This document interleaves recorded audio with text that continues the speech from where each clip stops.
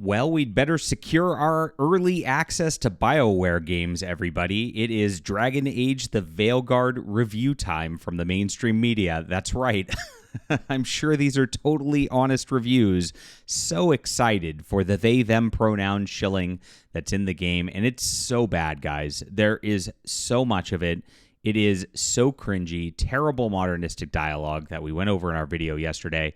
It's honestly a worse game than Conquered. Conquered had nothing on the wokeness of this. And you look at these game reviews and you can be like, huh, is this even the same game from what I'm hearing about? And we'll go over it, and we're going to make fun of these people because they are liars.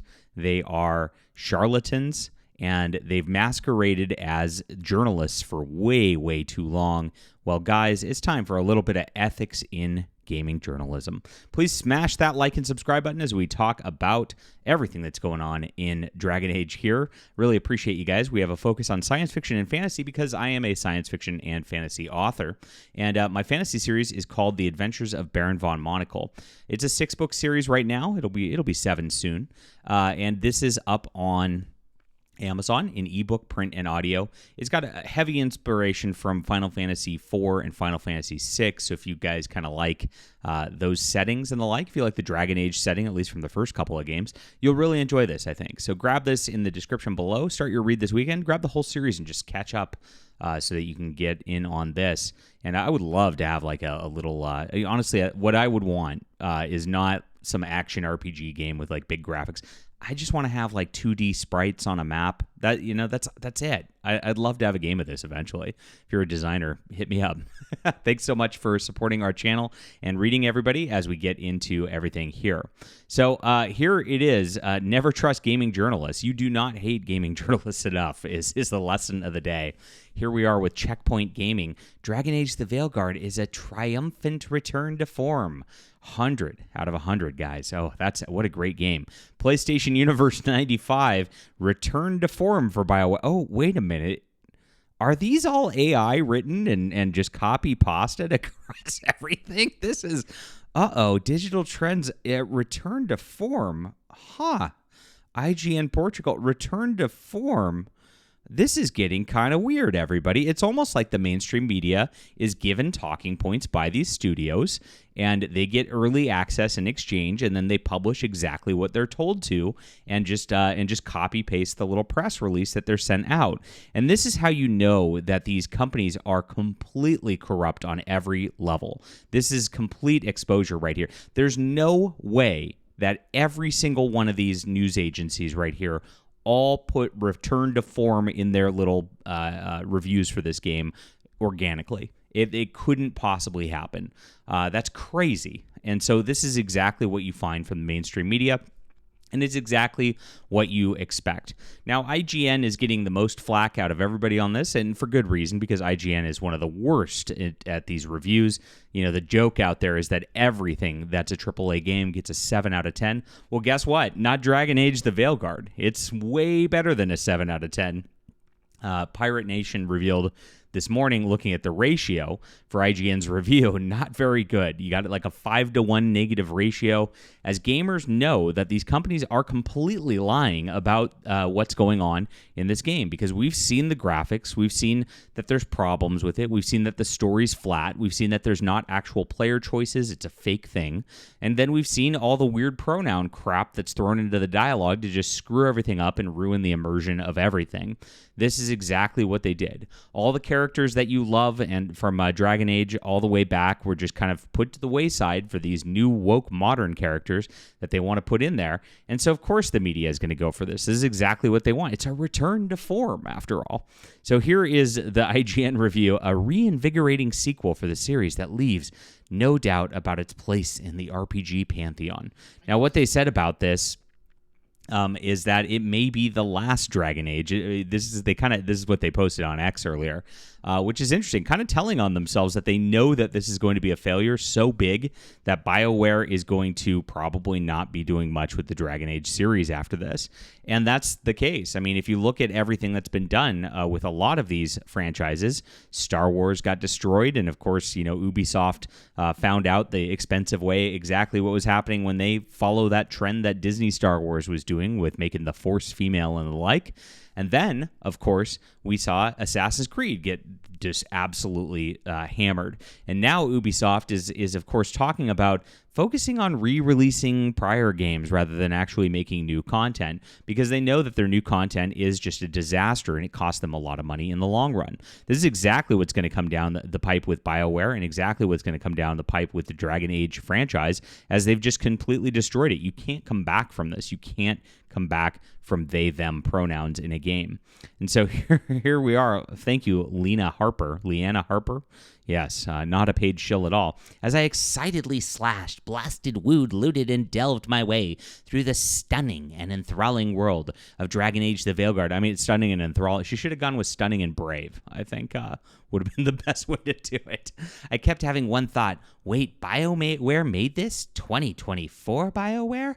With the game coming out in the wake of the debacle that was Anthem, it was preceded by Dragon Age Inquisition and Mass Effect Andromeda. Yeah, what a litany of failures right there, which were both merely all right in hindsight. Merely all right. Okay. Yeah, I mean, you already know how much this is shilling right there, because if you're calling Mass Effect Andromeda all right, you do not play video games, period. I wasn't sure these former masters of the role-playing game craft could make a game like this anymore, but putting together my team of interesting and endearing companions, they-thems, to save the world from those racist bigots felt like getting the old band back together in more ways than one. The scope of this adventure is the whole north of Thetis, sending you from the coasts of Ravane to the blighted wilds of Anderfels as you attempt to prevent the rise of an ancient and menacing evil, the gamers. I know, right? You can almost write this script.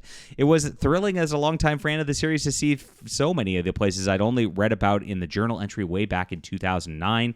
And the way BioWare has us go about exploration is focused and deliberate. Focused and deliberate, everybody. That and remember the real review of this game from a real gamer, a Spanish lady who came out and got an access code by saying that she was non-binary. She said that there's no player choices. That's what they mean by focused and deliberate. Look at how they spin this. It's absolutely crazy. But this is exactly what you would expect from IGN on this level as well. Veilguard's level of design was one of the first things that jumped out at me, reminding me of the original Star Wars Knights of the Old Republic more than anything. Wow. I mean, this is next level shilling right here. Comparing it to KOTOR, holy crap. Yeah, this is a failure compared to KOTOR, and we know that slick looping corridors with just enough little nooks to discover are cleverly interconnected in a way that proves a BioWare-style RPG gains a lot and loses almost nothing by ditching the idea of a fully open world. Uh-oh. There we go. It's nothing like old Dragon Age is what they're trying to tell you.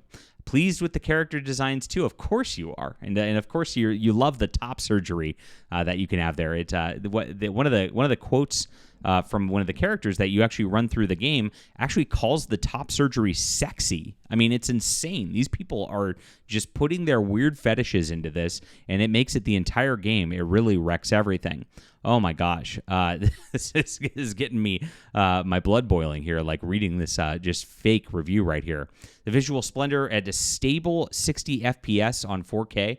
Now, again, I was told that when there's a lot of NPCs on there, it barely even hits 30 FPS, maybe even less.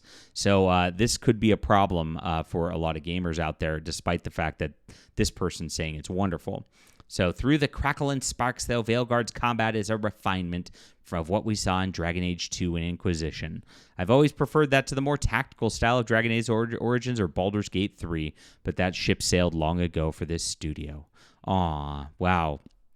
So here's a IGN BioWare game review right here. When I finally slain my first dragon in Dragon Age Inquisition, I felt a little sad at the thought that I was probably beginning to exhaust this seemingly endless stream of content. Oh, gosh. 1 out of 10 dragons slayed. And of course, this comes from Inquisition, which they gave an 8.8. Absolutely terrible game as well. I mean, I don't know what they're thinking there. But this one's even better, everybody, as we go through this. The story feels like a send-off and a soft reboot in a way. And this is where they kind of tell on themselves that this is going to be the end of the series, guys. As much as they're shilling for it right here, it's a send-off. It's going to end things. It does feel disconnected from where we left off a decade ago. Yeah, a little bit, huh? That's because they're not actually doing honor to the world and to the story, and we know this. If you were expecting your decisions from previous games in a series to carry over, I'm sorry to say they've never mattered less. And this is a complaint from gamers. You only get to import 3 choices, one of which only comes up in the context of a single letter you may or may not find and read. So there's no choices. They don't matter. You do get to recreate your own Inquisitor from Dragon Age Inquisition, same way Inquisition let you recreate Hawk if you played Dragon Age 2, and the Inquisitor ends up being a fairly important character. But the things that you choose for the head of the Chantry at the end of the Inquisition never comes up. Oof, really painful. So yeah, there it is. The sacrifices I had to make and the closing hours hurt. The wise decisions I made paid off. Oh my gosh. So they say that it refreshes and reinvigorates storied ideas that stumbled through the middle years and leaves no doubt it deserves its place in the RPG pantheon.